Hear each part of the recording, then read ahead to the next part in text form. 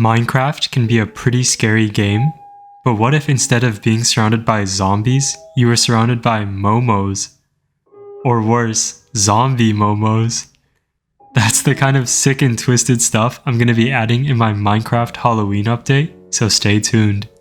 Since Minecraft is a sandbox game, you should be able to create not only your own buildings, but your own mobs.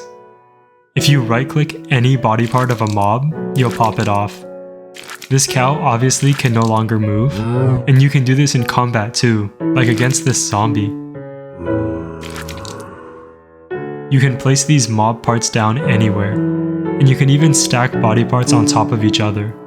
If you right-click this with some string, you'll stitch the pieces together, and after lightning strikes your creation, it'll come to life and you'll have created an entirely new mob. These new monsters have all the properties of their pieces. You can milk this zombie cow to get zombie milk, which smells really bad, but that's for another video. If you take some spider legs and give it to a villager body, it'll be able to climb up walls, but you can also trade with it for spider emeralds, which aren't a great currency because they can just run away.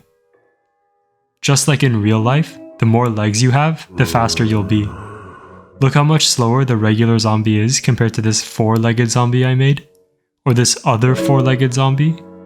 And look how much slower both of them are compared to this zombie head that's just covered in legs.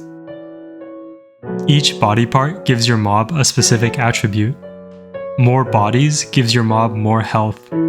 Fish usually don't have a lot of health, but here I bundled 20 fish bodies together and now it can withstand an end crystal. More arms make your mob stronger. Chickens usually don't do damage, but now that this chicken has iron golem arms, you'll get one shot with full netherite. And more heads make your mob smarter.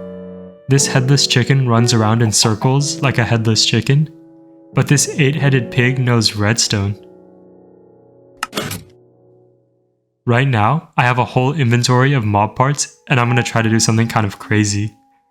I'll put a pig leg here and then another leg. I'm gonna do that on this side too. Put 2 pig bodies down on top of those legs, 2 zombie arms down on each side, and then a head to top it off. I'll stitch it up real quick, and now I've made a human in Minecraft. It's got knees that bend like in real life, but I'm missing one feature. Humans can actually lactate. I'll just tack on a cow body, and now it's complete. This human is pretty big. Even bigger are these new giants I added. You can find them by planting these new magic beanstalks and then climbing up them. This brings you to the giant world, where you have to break blocks pixel by pixel.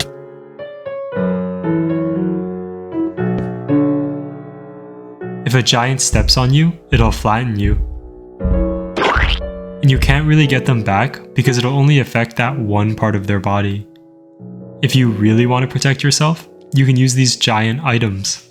This giant redstone powers an entire chunk in the regular world, and this giant bow shoots a giant arrow that does this.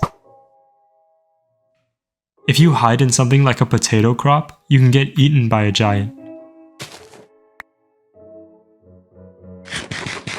This will initially put you in the giant's stomach, where you'll have to avoid chunks of food falling down, but you can build upwards to get into the brain and then mine into it, which will let you actually control the giant.